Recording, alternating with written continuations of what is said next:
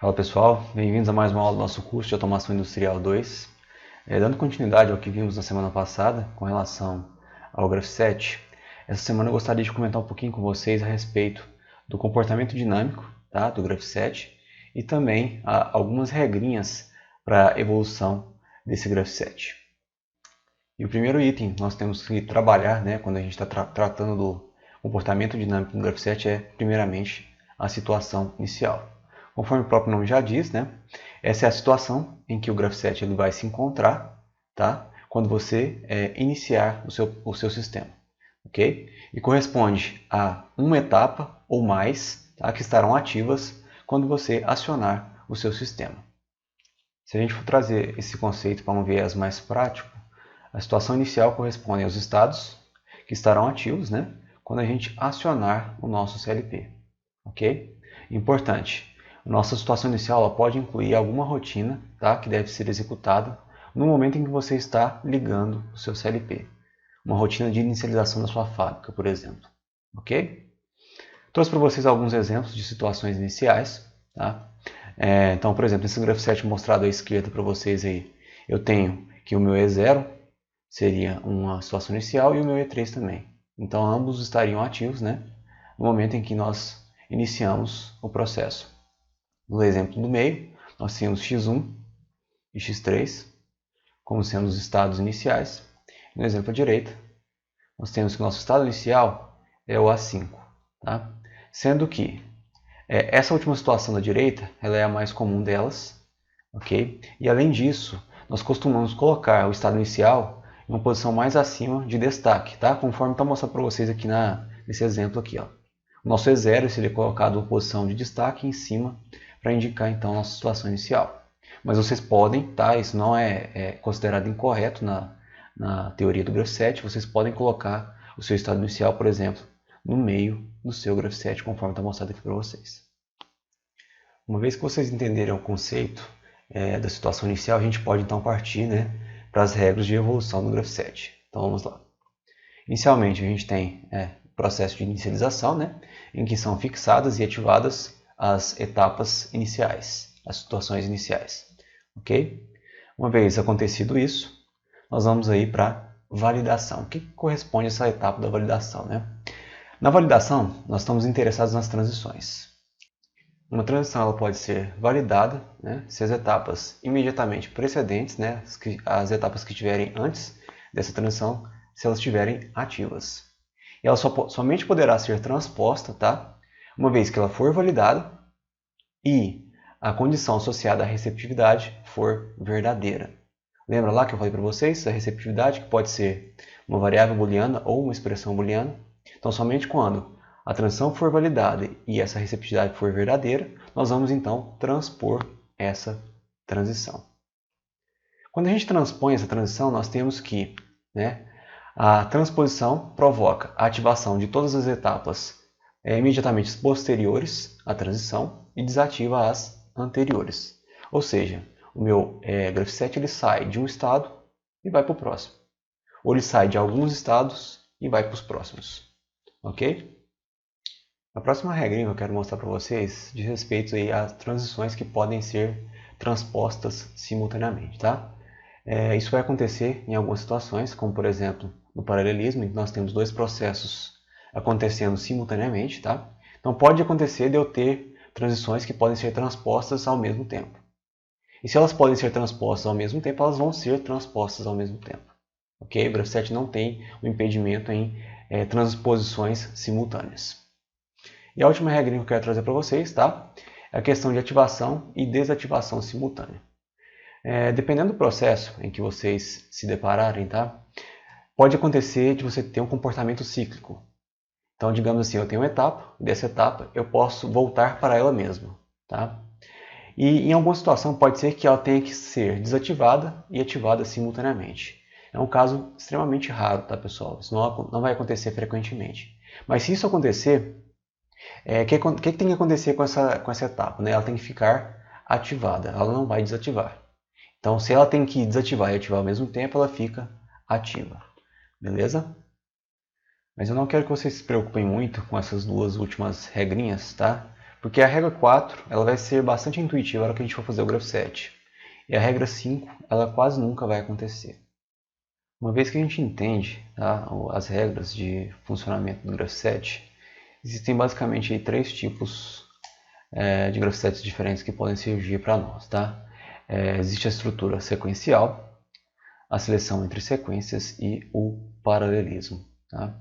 Que eu vou estar endereçando com vocês em aulas separadas. Nessa aula de hoje a gente vai comentar sobre a estrutura sequencial, tá? E vamos fazer alguns exercícios a respeito do assunto.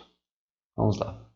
A estrutura sequencial, pessoal, é o grafo 7 mais simples que a gente pode ter. Tá? Conforme o próprio nome já diz, a estrutura é sequencial, ou seja, você tem uma sequência a ser seguida. Tá?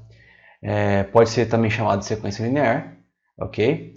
E conforme está mostrado para vocês aqui à direita, o grafo 7 sequencial, ele sempre tem um estado, seguido de uma transição, seguido de outro estado, de outra transição, de outro estado, de outra transição, e assim sucessivamente.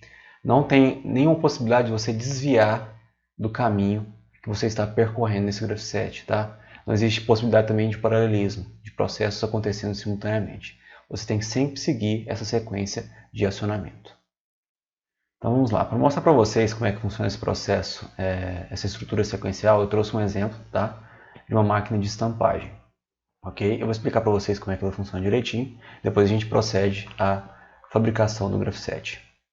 O início desse processo é se dado através de um sistema de alimentação, que é mostrado para vocês aqui à esquerda. Tá? Nós temos aí uma série de peças que são empilhadas e alimentadas através de gravidade. Okay? De acordo com que as peças são alimentadas para a estamparia, tá? A próxima peça cai e já fica pronta para ser trabalhada. Então vamos lá, a peça caiu aqui. Esse cilindro 1 vai ser responsável então por posicionar a nossa peça na região de estampagem, que é essa região aqui. Uma vez em posição, o processo de estampagem ele vai se iniciar. Então eu vou avançar esse cilindro 2, tá? Que uma vez avançado ele vai esperar um tempo total de 2 segundos. Feito isso, ele recua e nós então avançamos esse cilindro 3 e ligamos essa válvula EV4 que vai soprar a nossa peça para fora da região de estampagem. Tá? E essa válvula EV4 ela só vai fechar quando o sensor fotoelétrico indicar que a nossa peça caiu na nossa região de armazenamento. Mais alguns detalhes que a gente tem nesse sistema. O cilindro 1, o avanço do cilindro 1 é monitorado por esse sensor S1, tá? Que é um sensor do tipo reed switch, um sensor magnético. Da mesma forma que o avanço do cilindro 2 é detectado através desse sensor S2, do cilindro 3, que retira a peça da região de estampagem através do sensor S3. Okay? Nós temos esse sensor fotoelétrico para detectar, né, que caiu a peça. O cilindro 1, o avanço do cilindro 1 é controlado pela válvula EV1, o avanço do cilindro 2 é controlado pela válvula EV2 e o avanço do cilindro 3 é controlado pela válvula EV3. E além desses detalhes que foram mencionados, existe mais uma condição para que nosso sistema funcione. No início do processo, todos os cilindros eles têm que estar recuados, ou seja, nossas eletroválvulas têm que estar desligadas. Aqui abaixo, pessoal, estou mostrando apenas, tá, o comentário do funcionamento. A hora que vocês pegarem o material que está lá no virtual de vocês, vocês podem ler isso aí com mais calma para entenderem o processo, como é que ele funciona. Tá? Mas vamos lá, vamos ao início do nosso desenho, do nosso grafo 7. Como é que a gente vai fazer para produzir esse grafo 7 então? Primeiramente, nós vamos ter a nossa etapa inicial, que eu vou chamar de etapa 0. Vamos lá. 0. Lembrando que a gente tem o quadrado duplo, né, para a etapa inicial. Beleza. Para que a gente inicie o nosso processo, pessoal, quais são as condições? Existem duas.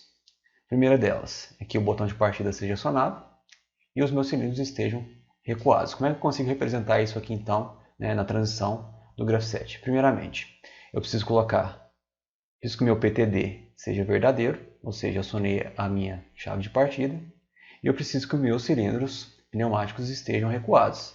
Como é que a gente detecta isso, gente? Através dos fins de curso, S1, S2 e S3. S1, S2 e S3 detectam que os meus cilindros eles estão avançados. Então, para indicar que eles estão recuados, basta eu pegar S1 barrado vezes S2 barrado vezes S3 barrado. Por que eu coloquei vezes aqui, tá, gente? Porque o botão de partida tem que ser acionado e o fim de curso S1 tem que estar desacionado e o fim de curso S2 tem que estar desacionado e o fim de curso S3 também tem que estar desacionado. Uma vez que essa condição foi então atingida, nós vamos então para a nossa etapa 1. Na etapa 1, eu tenho que fazer a alimentação da peça para o sistema de estampagem. Como é que eu faço isso, tá, pessoal? Eu faço isso avançando o meu cilindro 1. Lembra lá? Então, para mim avançar o meu cilindro 1, eu preciso acionar quem? A válvula EV1. Beleza? Então, nessa etapa, nós avançamos o cilindro 1. E como que eu sei que o nosso cilindro 1 ele avançou? Através do fim de curso S1. Então, uma vez que o fim de curso S1 está acionado, ou seja, nosso cilindro 1 ele avançou, né? Nossa peça já está no lugar. Feito isso, nós podemos iniciar o processo de estampagem. Então, nós vamos agora para a etapa 2. Na etapa 2, em que nós damos o início ao processo de estampagem, nós temos então que avançar o cilindro 2. Como que a gente faz isso, né? Basta a gente acionar a válvula EV2, certo? Beleza. Como é que eu detecto que o meu cilindro 2 avançou? Através do fim de curso S2. Mas lembra aqui, ó, eu até coloquei para vocês isso aqui no texto, tá? Uma vez que o meu cilindro de estampagem ele avança, ele deve aguardar um período total de 2 segundos para retornar, certo? Então, ó, uma vez que o meu cilindro 2 avançou, ou seja, eu acionei S2, tá? Eu preciso mantê-lo acionado por mais 2 segundos. Então, eu vou para a etapa 3, em que eu irei disparar um temporizador T1 de 2 segundos, tá? E também vou manter o meu cilindro 2 avançado. Lembra que eu falei para vocês na aula anterior, tá? Que os acionamentos só duram enquanto a etapa estiver ativa.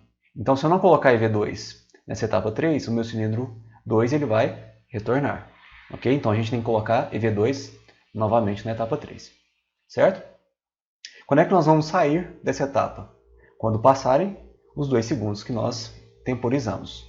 Certo? Então, aqui, nessa transição, nós teremos a receptividade T1. Ok? Uma vez que passaram esses 2 segundos, nós temos que fazer o processo de ejeção, né, da peça estampada. Como é que a gente faz isso? A gente faz o cilindro 3 avançar para retirar, né, a peça da região de estampagem e a gente liga também simultaneamente a válvula EV4 que assopra a peça para fora, enviando ela para a região de armazenamento. Então aqui, nessa etapa 4, eu vou ligar tanto EV3 quanto EV4. EV3, EV4. Certo? E eu ficarei nesse estado aqui até o meu cilindro 3 avançar, que é indicado pelo fim de curso S3. Ok? E uma vez que esse cilindro 3 avança, basta eu ficar assoprando, né, até a peça cair na região de armazenamento. Eu vou fazer pequenininho aqui embaixo, pessoal, mas vai caber, tá? Eu vou para a etapa 5. Nessa etapa 5, eu ficarei apenas assoprando a peça, ou seja, eu vou ativar apenas EV4, ok? E vou parar de soprar quando o meu sensor fotoelétrico indicar que a peça caiu dentro da região de armazenamento. Então, vou ficar nesse estado aqui até o meu fim de curso fotoelétrico, que eu chamei de FS, se eu não me engano, nesse exercício, indicar que a peça caiu, né, na região de armazenamento. Feito isso, o processo se encerra, tá? E eu retorno para a etapa inicial. Certo? Posso colocar uma setinha aqui para reforçar a ideia do movimento. Ok? Então vamos recapitular isso aqui, tá, pessoal? Eu vou apagar isso aqui porque eu já tenho a versão final, eu vou mostrar para vocês com mais detalhes, tá? Então vamos lá. Beleza. Se nós prosseguimos aqui com a nossa apresentação, eu terei, tá? Ó, tem a minha etapa inicial, que é a etapa 0.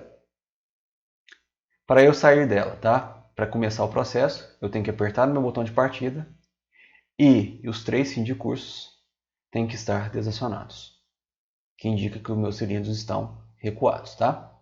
Na etapa 1, eu aciono o cilindro 1, tá? Através da válvula EV1, que faz a alimentação da peça para a região de estampagem. E eu detecto que esse cilindro 1 avançou através do sensor S1 e vou para a etapa posterior. Uma vez que o meu cilindro avançou, a peça foi alimentada para a região de estampagem. Então posso iniciar o processo de estampagem, que é feito através do avanço do cilindro 2, né? Que é controlado pela válvula EV2. Ok? Então nós vamos acionar a EV2, nosso cilindro 2 vai avançar, e nesse ponto aqui eu vou detectar, né, que o meu cilindro avançou.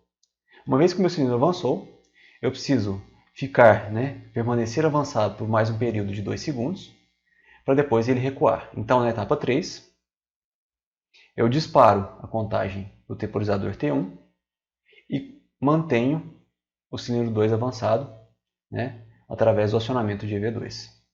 Uma vez passados esses 2 segundos, nós vamos então retirar, né, a peça da região de estampagem através do cilindro 3, que é controlado pela válvula EV3, e o assoprador, tá, que retira então a peça da região de estampagem em definitivo. Beleza?